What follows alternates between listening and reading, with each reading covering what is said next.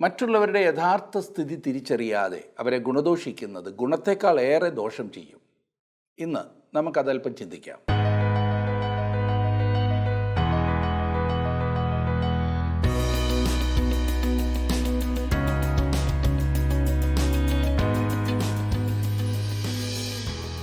നമുക്ക് മനസ്സിലാക്കുവാൻ പ്രയാസമുള്ള സാഹചര്യങ്ങളിലൂടെ കടന്നു പോകേണ്ടി വരുമ്പോൾ എൻ്റെ സാഹചര്യങ്ങൾക്കാണോ ദൈവവചനത്തിനാണോ മുൻതൂക്കം കൊടുക്കേണ്ടത് എന്ന് ചിന്തിച്ച് പലരും അങ്ങനെ പതറി നിൽക്കുന്നത് കാണാവുന്നതാണ്. ഈ പറയുന്നവർ ദൈവത്തെ മാനിക്കുന്നവരും ദൈവഹിതം അനുസരിക്കുവാൻ സമർപ്പിക്കപ്പെട്ടവരും ആയിരിക്കും. അനേകർക്കും ഏറെ സങ്കീർണമായ ഒരു പ്രശ്നം തന്നെയാകുന്നു ഞാൻ ഈ പറഞ്ഞത്. വ്യക്തമായൊരു മറുപടി കിട്ടാത്തതിനാൽ മാനസിക വേദന അസഹനീയമാകുന്നു താനും. മറ്റുള്ളവർക്കുള്ളത് അന്യായമായി കൈവശപ്പെടുത്തിയതിനാലാകുന്നു ഈ രോഗങ്ങളും കഷ്ടങ്ങളും പ്രയാസങ്ങളും എന്ന് ആരെങ്കിലും പറഞ്ഞാൽ അത് മനസ്സിലാകും. എന്നാൽ അറിഞ്ഞുകൊണ്ട് ഈ പറഞ്ഞ തെറ്റൊന്നും ചെയ്തിട്ടില്ല, അറിയാതെ ചെയ്തു പോയെന്ന് തോന്നിയതെല്ലാം മനഃപൂർവ്വമായി ഏറ്റുപറഞ്ഞു. എന്നിട്ടും ഈ കഷ്ടങ്ങളും വേദനകളും പ്രതിസന്ധികളും തുടരുന്നതാണ് മനസ്സിലാക്കുവാൻ കഴിയാത്തതായിട്ടുള്ളത്. എന്തു ചെയ്യുമില്ലേ? ഇയ്യോബ് കടന്നുപോയ പ്രതിസന്ധി അതായിരുന്നു. എരുതിയിൽ എണ്ണ ഒഴിക്കുന്നതിന് സമമായിരുന്നു സ്നേഹിതരുടെ ആശ്വാസവാക്കുകൾ തന്നെ. എലീഫസ് മൂന്നാമത്തെ പ്രബോധനമാകുന്നു കഴിഞ്ഞ അധ്യായത്തിൽ പറഞ്ഞുകൊണ്ടിരുന്നത്. എലീഫസ് വീണ കെണിയെക്കുറിച്ച് നാം മറന്നുപോകരുത്. അവൻ പറഞ്ഞത് മാനസാന്തരപ്പെടുക, അധർമ്മം ഉപേക്ഷിക്കുക, ദുഷ്പ്രവൃത്തിയെ വിധിച്ചുകൊള്ളുക. ഇതൊക്കെ ഭക്തിസാന്ദ്രമായ ഉദ്ബോധനങ്ങൾ ആയിരുന്നെങ്കിൽ തന്നെ വസ്തുതകളിൽ അധിഷ്ഠിതമായിരുന്നില്ല. അവ ഇയ്യോബിനെ പരിഹസിക്കുവാൻ തൊടുത്തുവിട്ട ക്രൂരമായ ഒളിയമ്പുകൾ മാത്രമായിരുന്നു എന്ന് നാം കാണുന്നു. യഥാർത്ഥത്തിൽ മാനസാന്തരം ആവശ്യമായിരുന്നത് എലീഫസിനും അവൻ്റെ കൂട്ടുകാർക്കുമായിരുന്നു. പലപ്പോഴും നാമും ഈ യാഥാർത്ഥ്യം തിരിച്ചറിയാറില്ല. വസ്തുതകൾക്ക് നിരക്കാത്തതുപോലെ മറ്റുള്ളവരെ കുറ്റപ്പെടുത്തുന്ന പ്രവണത. എലീഫസിന് ഇയ്യോബ് നൽകുന്ന മറുപടിയാകുന്നു നാം തുടർന്ന് ചിന്തിക്കുവാൻ പോകുന്നത്. ഇയ്യോബിൻ്റെ പുസ്തകം 23 മുതൽ 26 വരെയുള്ള അധ്യായങ്ങൾ നാം ഒരുമിച്ച് പഠിക്കുവാൻ പോകുകയാണ്. ആ ഭാഗം എടുത്താട്ട് ഇയ്യോബിൻ്റെ പുസ്തകം 23-ാം അധ്യായം.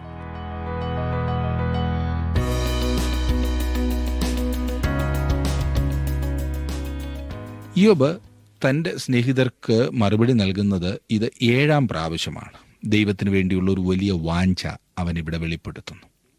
തൻ്റെ പരാതി ദൈവം മുൻപാകെ അവതരിപ്പിക്കുവാൻ ഇയ്യോബ് ആഗ്രഹിക്കുന്നു. ദൈവം തന്നെ പരിശോധനയിലൂടെ കടത്തിവിടുന്നതാണെന്നും തൻ്റെ പ്രശ്നങ്ങളിൽ നിന്നും ദൈവം അവനെ വെളിയിൽ കൊണ്ടുവരുമെന്നും ഇയ്യോബ് ഗ്രഹിക്കുവാൻ ആരംഭിക്കുന്നു. അതെ, 23-ാം അധ്യായത്തിൻ്റെ 1-ാം വാക്യത്തിൽ നാം കാണുന്നത്. അതിന് ഇയ്യോബ് ഉത്തരം പറഞ്ഞു എന്തെന്നാൽ, ഇയ്യോബ് പറയുന്നത് 2-ാം വാക്യം, ഇന്നും എൻ്റെ സങ്കടം കൊടിയതാകുന്നു, അവൻ്റെ കൈ എൻ്റെ ഞരക്കത്തിന്മേൽ ഭാരമാകുന്നു. ഇയ്യോബ് പറയാണ്, നിങ്ങൾ എൻ്റെ അവസ്ഥ കാണുന്നു, എൻ്റെ പരാതികൾ നിങ്ങൾ കേട്ടു. വാസ്തവത്തിൽ എൻ്റെ അവസ്ഥ ഈ കാണുന്നതിനേക്കാളൊക്കെ മോശമാണ്, എനിക്ക് പറയുവാൻ കഴിയുന്നതിനേക്കാളും ഭയാനകമാണ്. 3-ാം വാക്യം, അവനെ എവിടെ കാണുമെന്നറിഞ്ഞെങ്കിൽ കൊള്ളായിരുന്നു, അവൻ്റെ ന്യായാസനത്തിങ്കൽ ഞാൻ ചെല്ലുമായിരുന്നു. ദൈവസന്നിധിയിലേക്ക് വരുവാൻ ഇയ്യോബ് അതിയായി ആഗ്രഹിക്കുകയാണ്. കൃപാസനത്തിങ്കലേക്ക് ഇയ്യോബിനെ എങ്ങനെ കൊണ്ടുവരണം എന്ന് അവൻ്റെ സ്നേഹിതർക്ക് അറിയാമായിരുന്നെങ്കിൽ എത്ര മനോഹരമായിരുന്നു. അവനൊരു ന്യായാസനമല്ലായിരുന്നു വേണ്ടത്, അവൻ നേരത്തെ തന്നെ അവിടെ ആയിരുന്നതാണ്. ശിക്ഷണത്തിനായി അവനെ അകത്തെ മുറിയിലേക്ക് കൊണ്ടുപോയി കഴിഞ്ഞതാണ്. അതേക്കുറിച്ച് യാതൊരു സംശയവുമില്ല. ഇപ്പോൾ ആരെങ്കിലും അവനെ ദൈവസന്നിധിയിലേക്ക് ഒന്ന് നയിക്കണം, അതാണ് അവൻ ആവശ്യമായിരിക്കുന്നത്. അത് അവൻ അതിയായി ആഗ്രഹിക്കുന്നു. 4-ാം വാക്യം, ഞാൻ അവൻ്റെ മുമ്പിൽ എൻ്റെ ന്യായം വിവരിക്കുമായിരുന്നു, ന്യായവാദം കോരിച്ചൊരിയുമായിരുന്നു. ദൈവസന്നിധിയിലേക്ക് താൻ പോകുവാൻ ആഗ്രഹിക്കുന്നത് തൻ്റെ ന്യായം അവനെ അറിയിക്കുവാനാകുന്നു എന്ന് ഇയ്യോബ് പറയുന്നു. പ്രിയ സുഹൃത്തെ, തന്നെ സംരക്ഷിക്കുവാൻ, ന്യായീകരിക്കുവാൻ ആർക്കും തന്നെ ദൈവസന്നിധിയിലേക്ക് ചെല്ലുക സാധ്യമല്ല. ദൈവസന്നിധിയിൽ നാം ചെയ്യുന്നത്, നാം അവിടെ ചെല്ലുമ്പോൾ നാം കുറ്റക്കാരാകുന്നു എന്ന് സമ്മതിച്ചുകൊണ്ട് മാത്രമായിരിക്കണം. നാം ഓരോരുത്തരും തെറ്റുകാരാണ്, കുറ്റക്കാരാണ്. ഇയ്യോബ് ദൈവസന്നിധിയിൽ എത്തുമ്പോൾ തന്നെ തന്നെ ന്യായീകരിക്കുകയില്ല എന്ന് നാം കാണുന്നതാണ്. അന്നേരം അവൻ അവൻ്റെ സ്വരം മൊത്തം മാറ്റും. ആർക്കും ദൈവസന്നിധിയിൽ തന്നെ തന്നെ ന്യായീകരിക്കുക സാധ്യമല്ല. 5-ാം വാക്യം, അവൻ്റെ ഉത്തരം അറിയാമായിരുന്നു, അവൻ എന്തു പറയുമെന്നും ഗ്രഹിക്കാമായിരുന്നു. ദൈവം അവനോട് എന്തു പറയുമെന്ന് ഇയ്യോബ് അത്ഭുതപ്പെടുന്നു. അവനെ എവിടെ കണ്ടെത്തുവാൻ കഴിയുമെന്ന് ഇയ്യോബ് ആശ്ചര്യപ്പെടുന്നു. ദൈവത്തെക്കുറിച്ച് ഈ പറഞ്ഞതുപോലുള്ള ഒരു വാഞ്ച ഉള്ള ഏതൊരു വ്യക്തിയും അവനെ കണ്ടെത്തും എന്ന് ഞാൻ ഉറപ്പായി പറയട്ടെ. ദൈവം അവൻ്റെ അടുത്തേക്ക് വരുമെന്നതാണ് സത്യം. ഇവിടെ 6 മുതലുള്ള വാക്യങ്ങളിലേക്ക് നാം വരുമ്പോൾ അവിടെയും ഇവിടെയും ഓടി നടന്നതുകൊണ്ട് ദൈവത്തെ കാണുകയില്ല എന്ന സത്യം കാണുന്നു. അവൻ അരികെയുണ്ട്, ഒരു കരത്തെക്കാളും അടുത്ത്, നമ്മുടെ ശ്വാസത്തെക്കാളും അടുത്ത്, അവിടുന്ന് നിങ്ങളോട് വളരെ അടുത്ത് തന്നെയുണ്ട്. ഇയ്യോബ് പറയുന്നത് താൻ ദൈവത്തെ കണ്ടെത്തുവാനായി അങ്ങോട്ടും ഇങ്ങോട്ടും ഓടുകയായിരുന്നു എന്നത്രേ. ഇന്നും ദൈവത്തെ അന്വേഷിച്ചുള്ള മനുഷ്യൻ്റെ ഓട്ടം നാം കാണുന്നു. 10-ാം വാക്യത്തിൽ നാം കാണുന്നത്, എന്നാൽ ഞാൻ നടക്കുന്ന വഴി അവൻ അറിയുന്നു, എന്നെ ശോധന കഴിച്ചാൽ ഞാൻ പൊന്നുപോലെ പുറത്തു വരും. ഇപ്പോൾ ഇതാ ഇയ്യോബിൻ്റെ ആത്മാവിൽ അല്പം വെളിച്ചം പ്രകാശിക്കുവാൻ ആരംഭിക്കുന്നു. ഞാൻ ഒരു ഉദ്ദേശത്തോടെയാകുന്നു പരിശോധനയിലൂടെ കടന്നു പോകുന്നത്. അതെന്താകുന്നു എന്നെനിക്കറിയില്ല, എനിക്കത് മനസ്സിലാകുന്നുമില്ല. എന്നാൽ ദൈവം ഇത് എൻ്റെ സ്വന്തം ജീവിതത്തിൽ ഉപയോഗിക്കുന്നു എന്നാണ് അവൻ പറയുന്നത്. നമ്മുടെ വിശ്വാസത്തിൻ്റെ നാരുകളെ ശക്തീകരിക്കുന്ന ഒന്നാകുന്നു കഷ്ടതകൾ എന്ന് നിങ്ങളുടെ ഹൃദയത്തിലും സ്വന്തം ജീവിതത്തിലും നിങ്ങൾ കണ്ടുപിടിച്ചിട്ടുണ്ടായിരിക്കും. നിങ്ങൾക്ക് മുൻപൊരിക്കലും ഇല്ലാതിരുന്ന ഒരു ധാർമ്മിക ബോധം, സ്വഭാവം അത് നിങ്ങൾക്ക് തന്നു എന്നത് മനസ്സിലാക്കിയിട്ടില്ലേ? കൊടുങ്കാറ്റിൻ്റെ മധ്യത്തിൽ ദൈവത്തിൻ്റെ ശക്തിയും ആശ്വാസവും നിങ്ങൾ അനുഭവിച്ചിട്ടില്ലേ? നാം കൊടുങ്കാറ്റില്ലാത്ത അവസ്ഥയിൽ കൂടി പോകുമെന്ന് ദൈവം ഒരിക്കലും വാഗ്ദത്തം ചെയ്തിട്ടില്ല. എന്നാൽ നാം ശുഭ തുറമുഖത്തെത്തും എന്ന് അവൻ വാഗ്ദത്തം ചെയ്തിട്ടുണ്ട് എന്ന് ഉറപ്പായി വിശ്വസിക്കൂ. അത് എനിക്ക് ശക്തി പകരുന്നതാണ്. ക്രൂശില്ലാതെ കിരീടത്തിനു വേണ്ടി ആഗ്രഹിക്കുന്നവരാണ് അധികവും. തീയിൽ കൂടി കടത്തിവിടാതെ തന്നെ ശുദ്ധമായ പൊന്നായി ശോഭിക്കുവാനാണ് അനേകരും ആഗ്രഹിക്കുന്നത്. അങ്ങനെ സംഭവിക്കുന്നില്ല. അത് പ്രകൃതി വിരുദ്ധമാണെന്ന് നാം മറക്കരുത്. കഷ്ടത സഹിഷ്ണുതയെയും, സഹിഷ്ണുത സിദ്ധതയെയും, സിദ്ധത പ്രത്യാശയെയും ഉളവാക്കുന്നു എന്നറിഞ്ഞ് കഷ്ടങ്ങളിൽ സന്തോഷിക്കുന്നു എന്ന് വിശുദ്ധനായ പൗലോസ് പറഞ്ഞിരിക്കുന്നു. ആദ്യത്തെ പടിയിൽ കയറാതെ ഉയർന്ന പടിയിൽ എങ്ങനെ എത്താമെന്നാണ് നിങ്ങൾ ചിന്തിക്കുന്നത്? അത് സ്വാഭാവികമല്ലല്ലോ. ജീവിതത്തിൽ സഹിഷ്ണുതയും സ്വഭാവ ഗുണവും പ്രത്യാശയുമൊക്കെ ഉണ്ടാകുവാൻ ആഗ്രഹിക്കുന്നവർ ഈ പറഞ്ഞ കഷ്ടതകളിൽ കൂടി കടന്നു പോകുന്നവർ ആയിരിക്കണം. എന്നെ ശ്രദ്ധിക്കുന്ന താങ്കൾ ഒരു ദൈവപൈതലാകുന്ന പക്ഷം കഷ്ടതകളിൽ മടുത്തു പോകരുതേ, പെറുപെറുക്കുകയും അരുത്. വളരെയധികം പ്രാഗൽഭ്യത്തോടെയാണ് ഇയ്യോബ് ഇവിടെ സംസാരിക്കുന്നത്. 11-12 വാക്യങ്ങളിൽ നാം കാണുന്നത്, എൻ്റെ കാലടി അവൻ്റെ ചുവട് തുടർന്ന് ചെല്ലുന്നു, ഞാൻ വിട്ടുമാറാതെ അവൻ്റെ വഴി പ്രമാണിക്കുന്നു. ഞാൻ അവൻ്റെ അധരങ്ങളുടെ കൽപ്പന വിട്ടു പിന്മാറിയിട്ടില്ല. അവൻ്റെ വായിലെ വചനങ്ങളെ എൻ്റെ ആഹാരത്തേക്കാൾ സൂക്ഷിച്ചിരിക്കുന്നു. ഇയ്യോബിന് ദൈവവചനത്തോടൊരു വാഞ്ചയുണ്ടായിരുന്നു. അവൻ ദൈവവചനത്തെ തന്നെ അനുകരിക്കുകയായിരുന്നിരിക്കും. അതെ, ദൈവം നമ്മെ പഠിപ്പിക്കുന്ന മറ്റൊരു ഭാഗമാണിത്. ഇയ്യോബ് ദൈവവചനം ശരിക്കും മനസ്സിലാക്കിയില്ല, അത് ശരിയായി വ്യാഖ്യാനിച്ചുമില്ല. പഠിക്കുന്നത് കൊണ്ട് മാത്രം ദൈവവചനത്തിലെ ചില പാഠങ്ങൾ പഠിക്കുവാൻ സാധിക്കുകയില്ല എന്ന് നിങ്ങൾക്കറിയാം. അവ അനുഭവിക്കുന്നതിനാലാണ് പഠിക്കുന്നത്. ദൈവിക സത്യങ്ങളിൽ അധികവും ഈ പറഞ്ഞ വിധത്തിൽ വേണം നമ്മെ പഠിപ്പിക്കേണ്ടത്. അങ്ങനെ മാത്രമേ പഠിക്കുവാൻ കഴിയൂ. 24-ാം അധ്യായത്തിലും ഇയ്യോബിൻ്റെ മറുപടി തുടരുന്നത് നാം കാണുന്നു.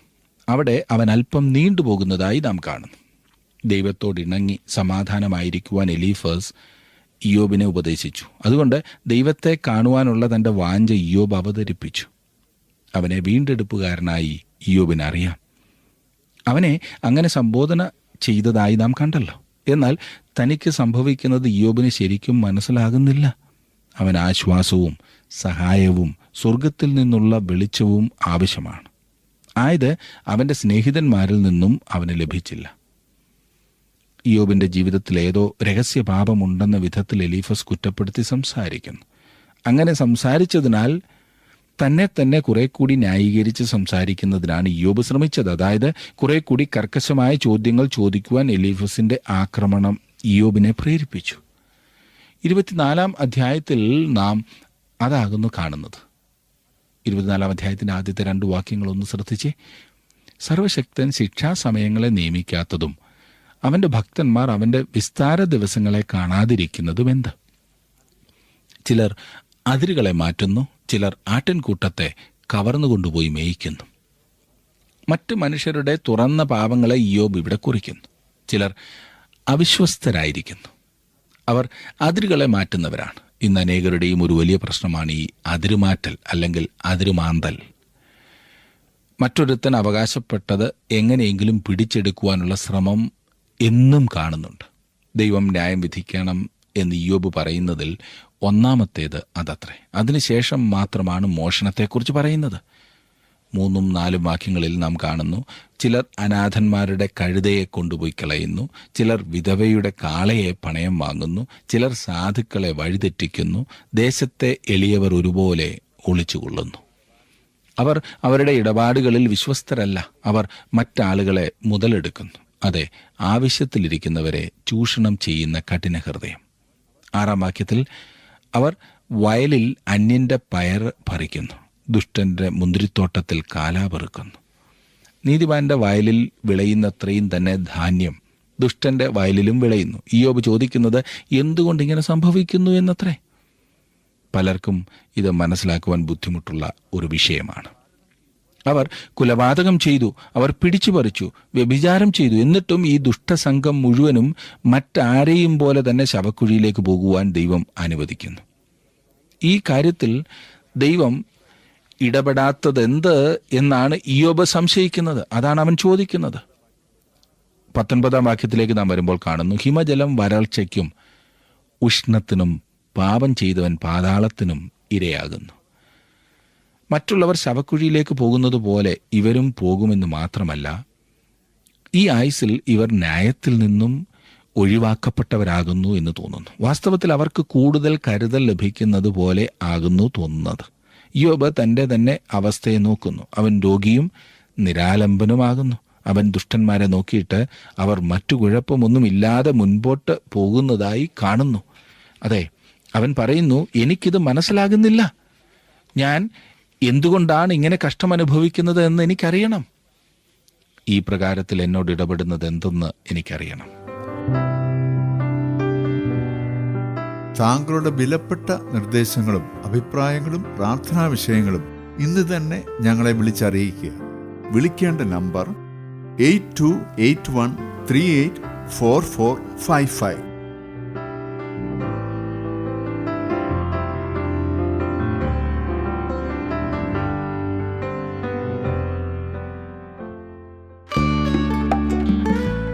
ഇന്നത്തെ പ്രോഗ്രാം താങ്കൾക്ക് ഇഷ്ടപ്പെട്ടുവോ? എങ്കിൽ ഉടൻ തന്നെ ഞങ്ങൾക്കൊരു മിസ് കോൾ തരിക. അടുത്ത വിജയി ഒരുപക്ഷെ താങ്കളായിരിക്കാം.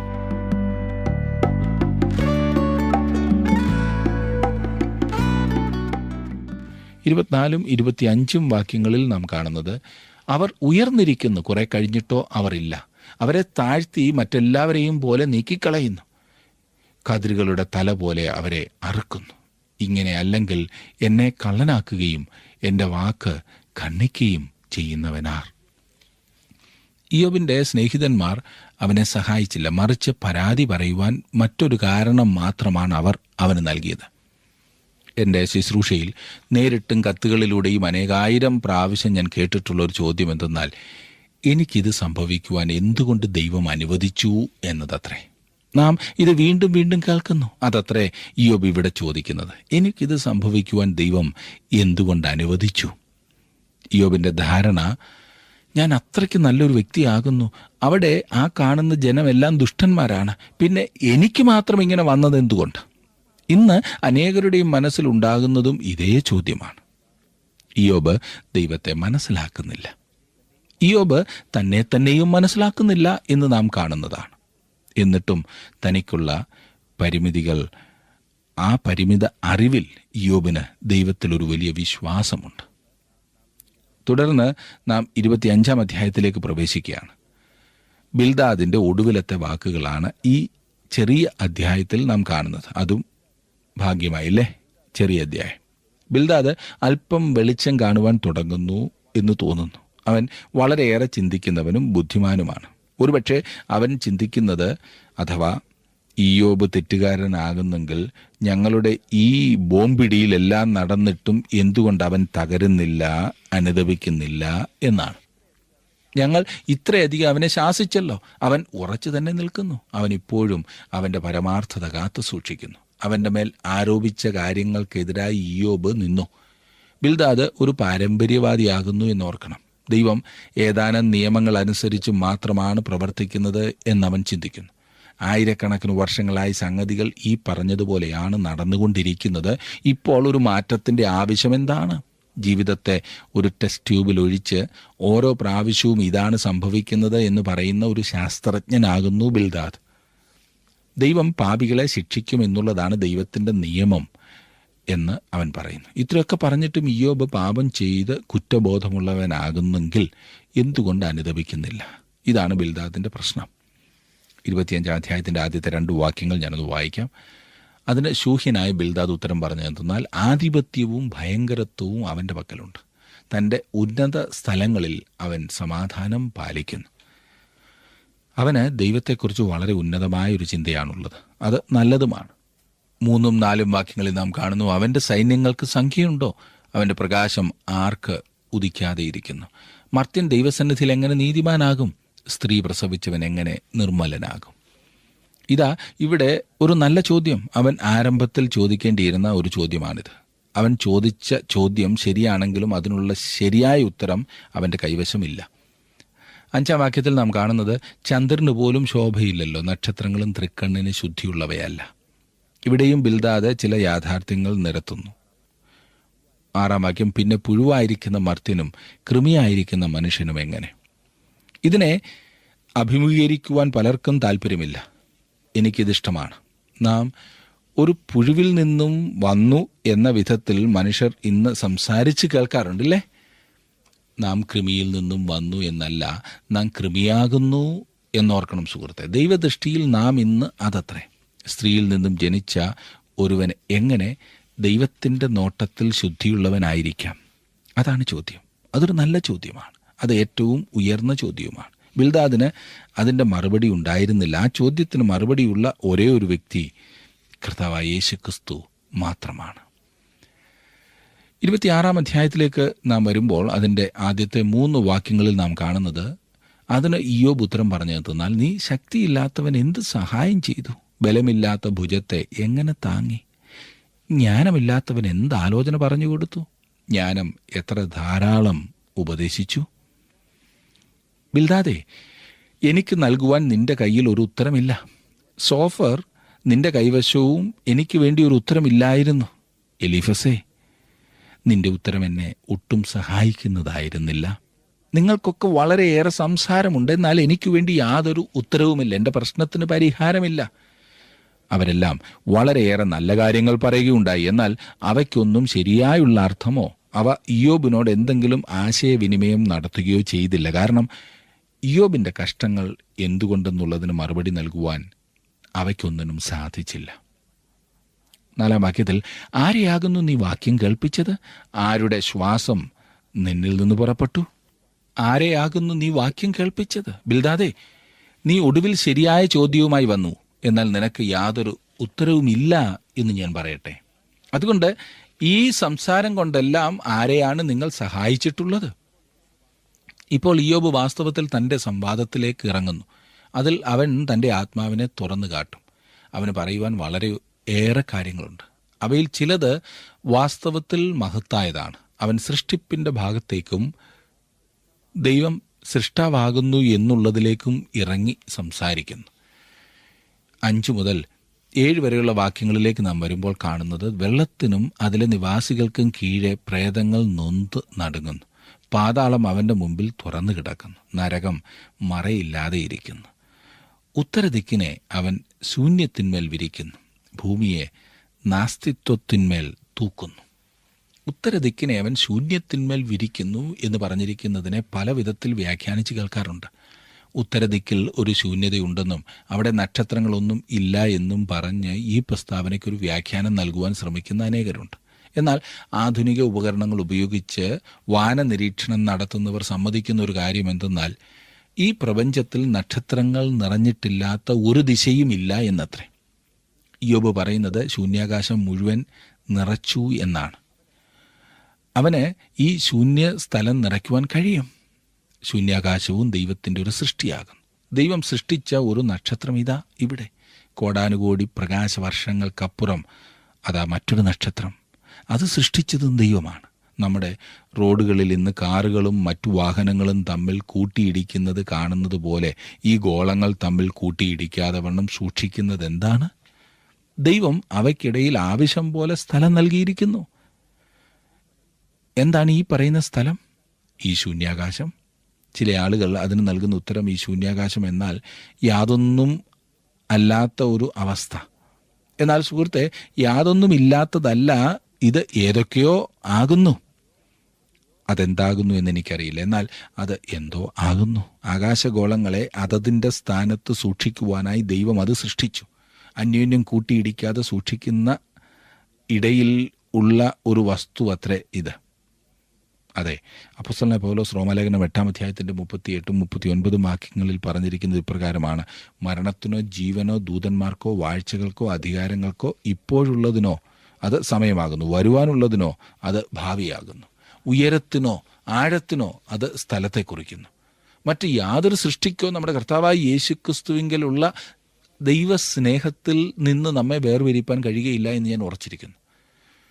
നമ്മുടെ മനസ്സിൽ ചിന്തിക്കുവാൻ ഏതോ ഒന്ന് അത് നമുക്ക് നൽകുന്നു. എന്താണ് ശൂന്യാകാശം? ചന്ദ്രനിലേക്ക് പോകുവാൻ വളരെയേറെ സമയമെടുക്കും. ചന്ദ്രനും ഭൂമിയും തമ്മിലുള്ള ഈ അകലം എന്നാൽ എന്താണ്? അത് യാതൊന്നുമില്ല എന്ന് എന്നോട് പറയരുത്, കാരണം ഇതേതോ ആകുന്നു. എന്താണത്?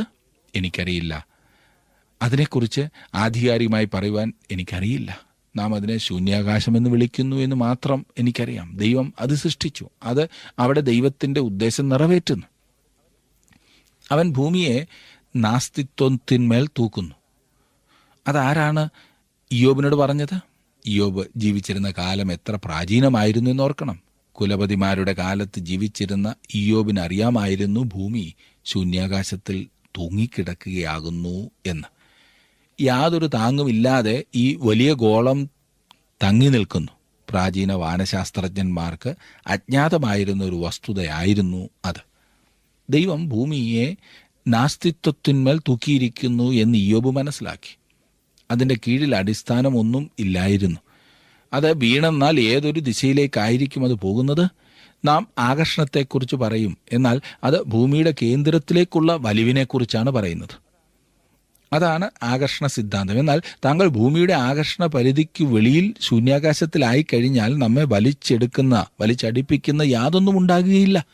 അതുകൊണ്ട് എവിടെയാണ് താഴെ, എവിടെയാണ് മുകളിൽ? എന്താണ് ശൂന്യാകാശത്തിൽ തൂക്കിയിരിക്കുന്നത്? കൊലോസ്യ ലേഖനം 1-ാം 17-ാം വാക്യത്തിൽ നമുക്കിതിനൊരു ഉത്തരം ലഭിക്കുന്നു. അവൻ സർവ്വത്തിനും മുമ്പേ ഉള്ളവൻ, അവൻ സകലത്തിനും ആധാരമായിരിക്കുന്നു. ഇയ്യോബിൻ്റെ പുസ്തകത്തിലെ അതിമഹത്തായ ഒരു ഭാഗത്തേക്കാണ് നാം ഇനിയും പ്രവേശിക്കുന്നത്. സൃഷ്ടാവെന്ന നിലയിൽ ദൈവത്തെക്കുറിച്ച് ഇയ്യോബിന് വലിയൊരു കാഴ്ചപ്പാടുണ്ട്.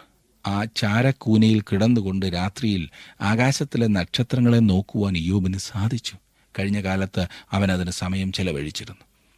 13-14 വാക്യങ്ങളിലേക്ക് നാം വരുമ്പോൾ 26-ാം അധ്യായത്തിൻ്റെ 13-14 വാക്യങ്ങൾ: അവൻ്റെ ശ്വാസത്താൽ ആകാശം ശോഭിച്ചിരിക്കുന്നു, അവൻ്റെ കൈ വിദ്രുത സർപ്പത്തെ കുത്തിത്തുളച്ചിരിക്കുന്നു. എന്നാൽ ഇവ അവൻ്റെ വഴികളുടെ അറ്റങ്ങളത്രേ, അവൻ്റെ ബലത്തിൻ്റെ ഇടിമുഴക്കമോ ആർ ഗ്രഹിക്കും?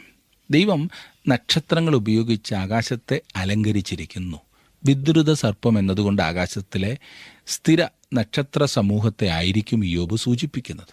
ആകാശത്തിലെ തൻ്റെ ആശ്ചര്യകരമായ സൃഷ്ടിപ്പ് വെളിപ്പെടുത്തിയ ദൈവത്തിൻ്റെ മഹിമയെക്കുറിച്ചായിരിക്കും ഇയ്യോബ് ഇവിടെ പറയുന്നത്. ഇയ്യോബ് ദൈവത്തെ ഒരു സൃഷ്ടാവായും വീണ്ടെടുപ്പുകാരനായും അറിഞ്ഞു. എന്നാൽ തന്നെ കാത്തു സൂക്ഷിക്കുന്നവനായും തന്നെ സ്നേഹിക്കുന്നവനായും ഇയ്യോബ് ദൈവത്തെ മനസ്സിലാക്കിയില്ല. തൻ്റെ ജീവിതത്തിൽ സംഭവിക്കുന്നത് ഇയ്യോബിന് പ്രയോജനമുള്ളതല്ല എങ്കിൽ അങ്ങനെ എന്തെങ്കിലും സംഭവിക്കുവാൻ ദൈവം അനുവദിക്കില്ല എന്ന വസ്തുത ഇയ്യോബ് ഗ്രഹിച്ചില്ല.